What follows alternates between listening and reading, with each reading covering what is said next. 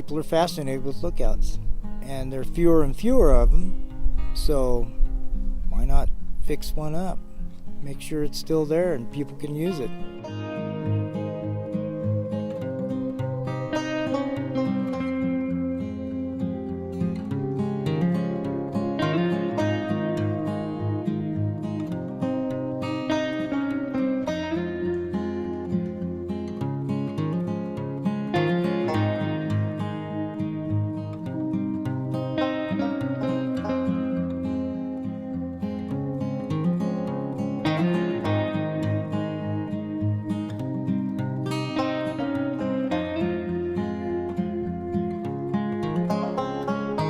So the way that this project started was basically the lookout was last staffed in 1994.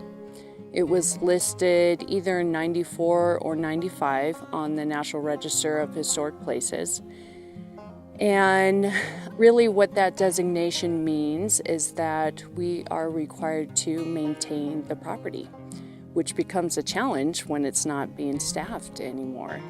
And so thereafter, Larry Kingsbury, my predecessor, made several attempts to do some light maintenance on the property, but it was complex and challenging because of the wilderness management dynamic with the heritage preservation aspect of things, and really identifying what human-made features on the landscape should remain became a larger question steeped in a lot of personal opinion and different management approaches.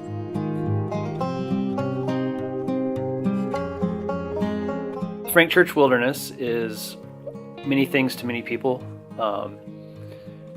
First and foremost, it's primarily known as the largest wilderness in the lower 48 states. It comprises just around 2.4 million acres, which is a lot of land, but it covers 5 national forests across 2 regions, and is managed collectively by those forests, and it also is managed on the ground more by about 8 ranger districts total.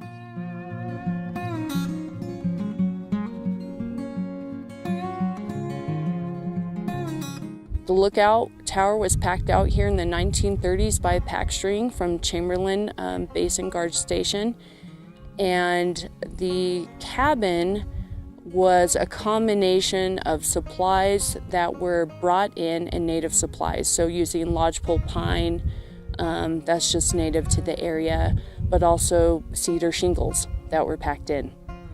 And then there's also a outhouse from the 1930s as well. The air motor tower, it's the last tower in the Frank Church Wilderness, and it's about 80 feet tall approximately, and that's essentially what the property is comprised of. When we look at a project like restoration of a historic site in the backcountry in this wilderness area, we have to answer the first question: is it necessary? And when we look at that, we're looking at it through the lens of that wilderness quality of an untrammeled, natural solitude, undeveloped, and then that other feature of value, which is this cultural resource. And so if we figured out that, yeah, the project is necessary, this is a significant historic fire lookout and associated cabin, degrading over time. It's listed as a National Historic Registered property. There's value there, and so we analyzed the effect of that long term on all that wilderness character, and we determined that ultimately it was worthwhile and worth doing as part of meeting our mission. And so it's not that it doesn't necessarily impact wilderness character, but it also bolsters wilderness character in other ways. And so we had to kind of weigh that out. The Frank Church Wilderness Act itself specifically identifies the history of this landscape and the importance of it. And I think maintaining Arctic Point is a part of that history. And I don't think it takes away or subtracts from the wilderness character. I think it enhances it because it demonstrates different uses and eras within the wilderness and gives you that sense of history.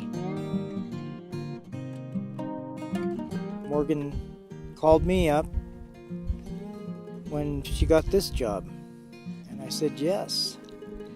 And I think I got it because I can walk this far, and I have some skills with tools. And I like working with hand tools, specifically. Having been a carpenter all my life.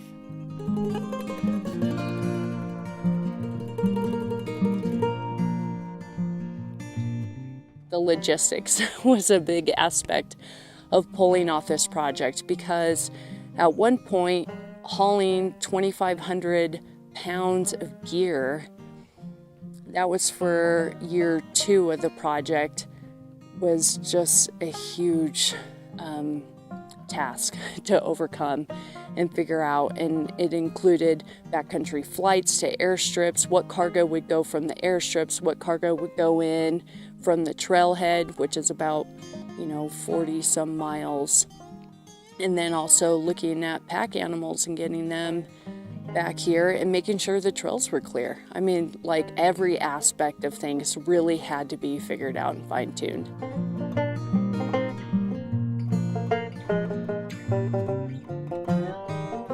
Best part of the project for me has been the adventure on the way in and interacting with all the different departments of the forest, whether it be the rangers out at Chamberlain or the packers bringing in all of our gear, just like they did back in the day. Working with the volunteer carpenters has been awesome, getting to know them and having them show all the original techniques that we've used or that were used in the past and that we get to apply. And so it's kind of reenacting, but also living history in its truest form that we can get to.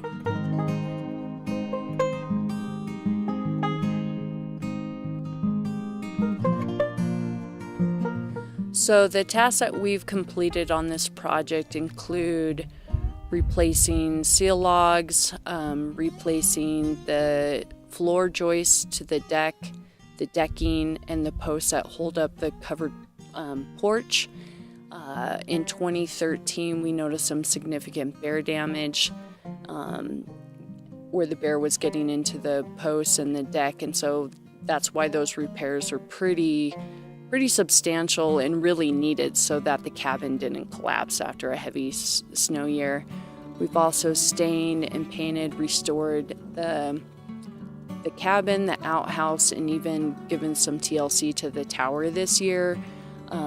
We scraped off some of the paint in the interior of the tower and found the oldest historic graffiti that we have in there from the 1930s. So that's been amazing to uncover that and really breathe new life into the tower itself and learn more about it. We also replaced the roof with cedar shingles and stabilized the outhouse.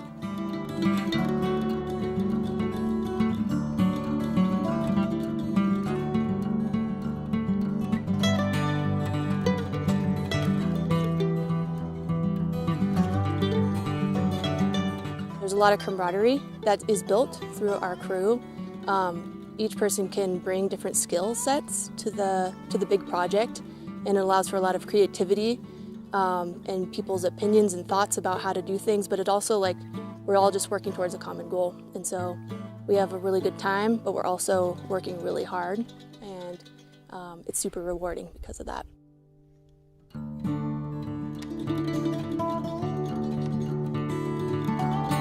Well, the best part so far, this being my first year on the project, has been learning all these new tasks and like how to do historical restoration. I haven't had much experience with that before, and learning from the carpenters has been awesome.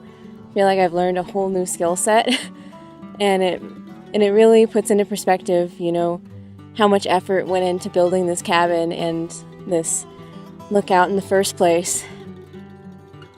The whole job just sort of encompasses what I like. Working in the woods, working with my hands, just being out in the middle of nowhere, it's very special out here. And to get to work with people that like doing the same thing and are excited to be here. Best part of this project is the knowledge that's being passed on from the carpenters to the archaeology staff, where they have years and years of carpentry experience, from framing houses to trying to restore historic buildings, and being able to absorb whatever they're willing, whatever they're capable of teaching us, I feel, is super important for being able to then pass that on to anyone else that I could pass that on to.